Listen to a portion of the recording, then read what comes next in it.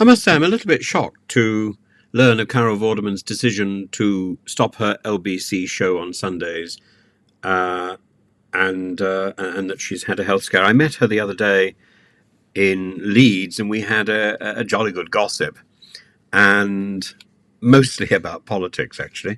And she seemed on very fine form, and so it comes as a bit of a surprise to hear this. But that said, I must say I know exactly what she's talking about. There's a point at which it's really difficult to keep going at the 7 days a week thing. If there's any sort of health crisis, I had my own cancer scare a short while ago. I had cancer a few years ago, and I had a bit of a scare over the summer, and I didn't feel I had the sort of support that I would have expected from the NHS at all, or from my GP. In fact, I ended up going for a blood test, which my GP arranged, and I still haven't heard any response. Still haven't had any feedback on that at all, which is extraordinary. And at the same time, my consultant has come back from hospital, and I've had a number of scans. The last scan, again, I haven't had any feedback on, but I presume it's okay. But it nevertheless gives you a sort of anxiety. And then I came back from Leeds, and I was pretty rapidly thrown into flu and completely floored. And I'm still sort of struggling to keep going. And it really is rather like swimming against the tide. And simply doing a few videos is almost all my energy can make allowance for. And normally I would be doing a few videos, I would be teaching a lot, I would be animating a lot. And I'm barely getting out sort of 6 or 7 videos a day. I'm barely managing to keep my teaching up to date. And I'm certainly not managing to do any animation or anything of value. So I understand exactly where Carol Vorderman is. And my heart goes out to her, and I wish her all the very best. And I think it's difficult. It's difficult. Listen to what she's got to say, because she puts it so much better than I have. And it's very thoughtful and personable. Some news. I had a little bit of a health scare about 2 weeks ago, and I hit burnout, basically. I've been working 7 days a week for I don't know how long. And I got to London, yet again, I don't live in London, with my suitcase, and I felt very unwell, and I had like a tight feeling in my chest, and I was utterly exhausted again.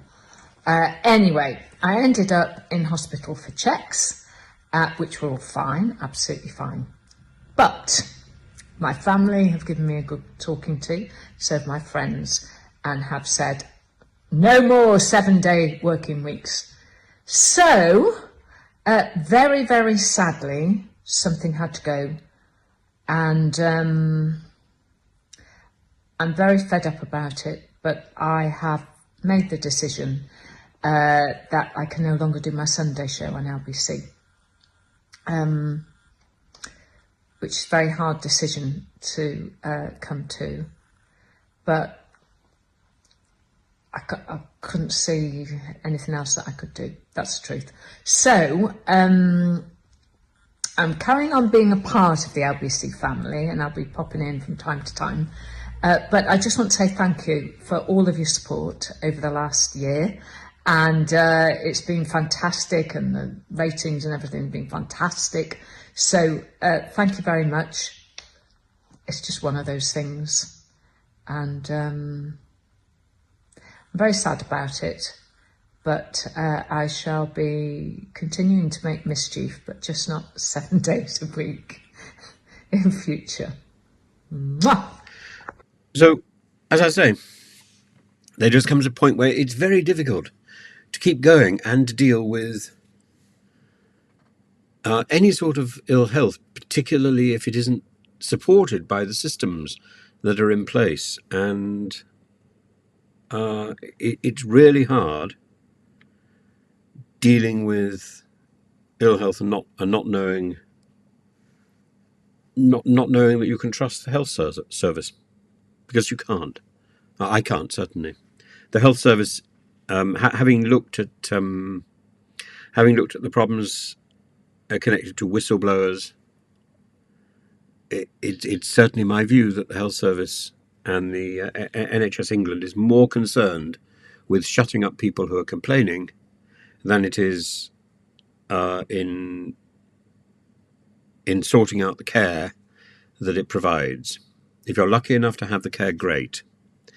But if by any chance you're stuck in one of those situations where you've got a second-rate GP surgery, which I certainly have, there are 12 GP surgeries in Rugby, and every so often you can find sites which list them in order of competence and what their patients say. And mine is right near the bottom.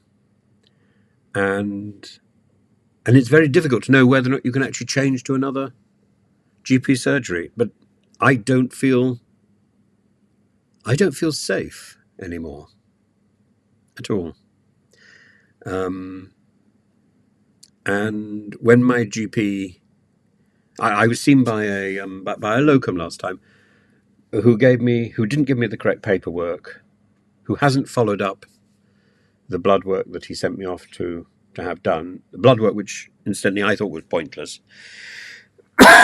Maybe he's come to the same conclusion, but I find the absence of any form of communication quite disturbing.